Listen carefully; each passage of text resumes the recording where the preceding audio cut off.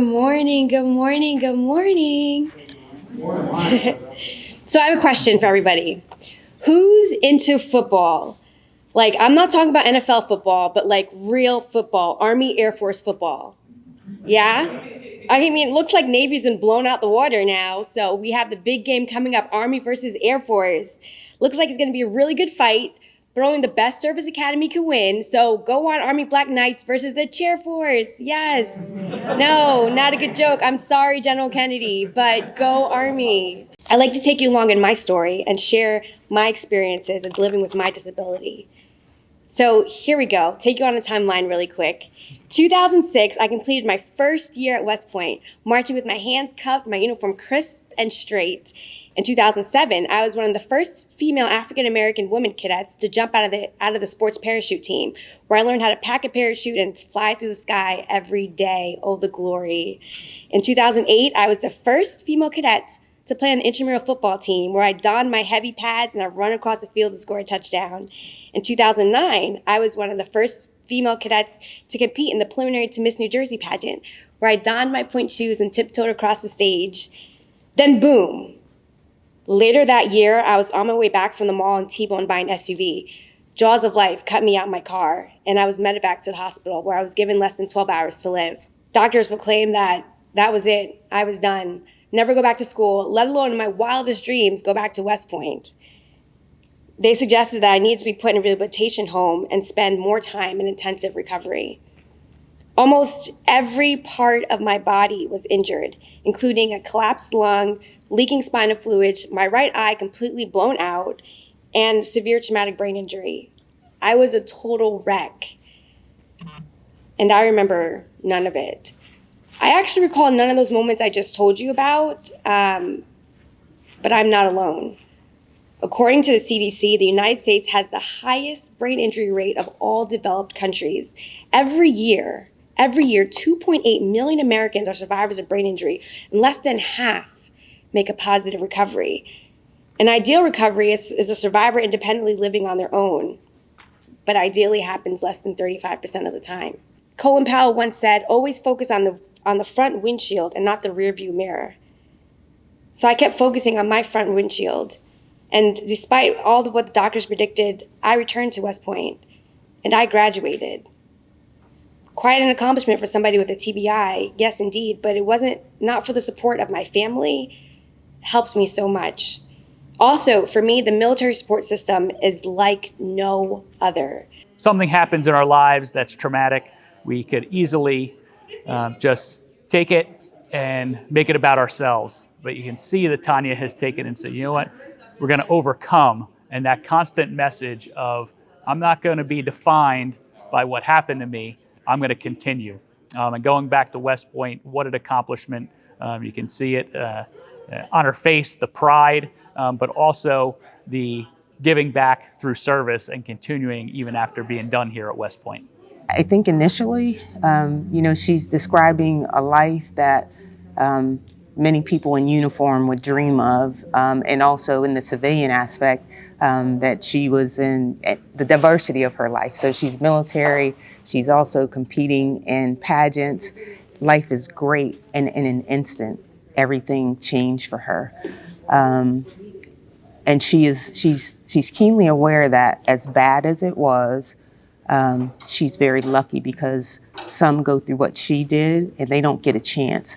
And I think it seems she felt some responsibility that she had a second chance that most don't get, and she's making the most of it every single day.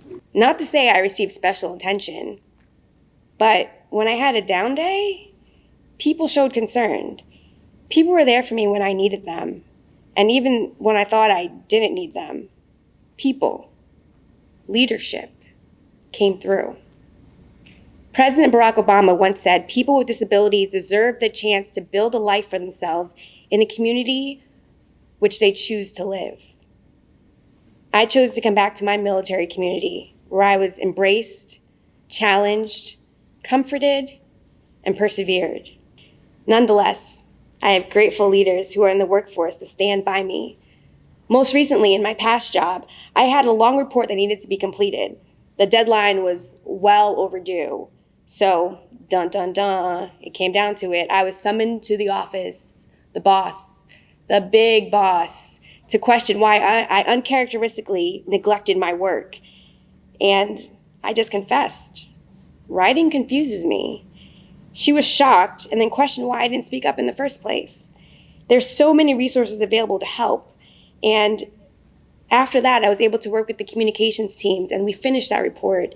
We edited emails, we wrote speeches. It was a team environment, and there's teamwork wherever you go, and that's really great to have that ability to work in that environment.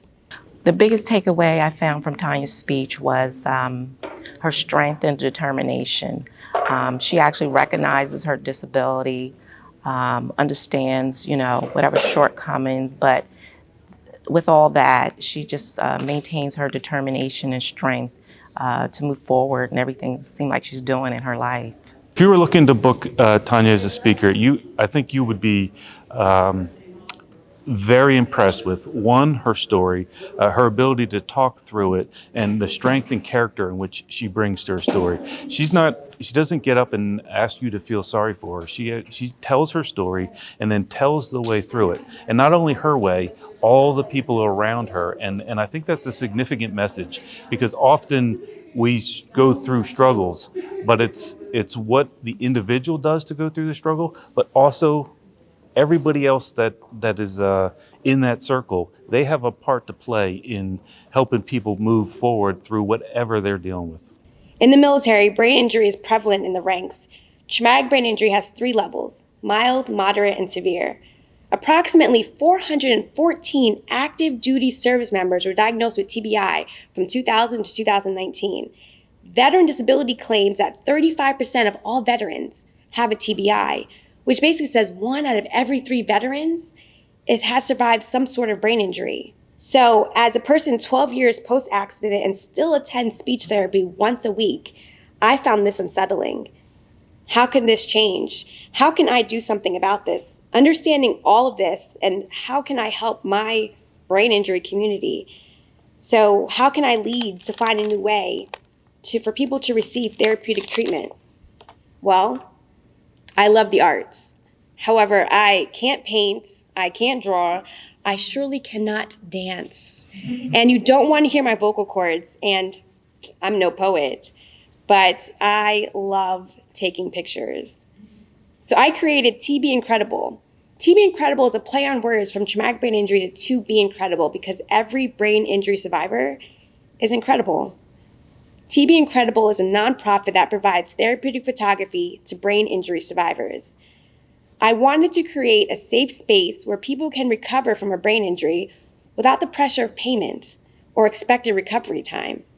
Again, provide a service to those who need service. I understand there's laws and regulations that govern the military. However, I'd like to advocate for change to allow service members with severe disabilities the chance to continue to serve the country. I know it won't benefit me, but maybe the next group of soldiers who came along and had the desire to serve, we might find a place for them. Thank you.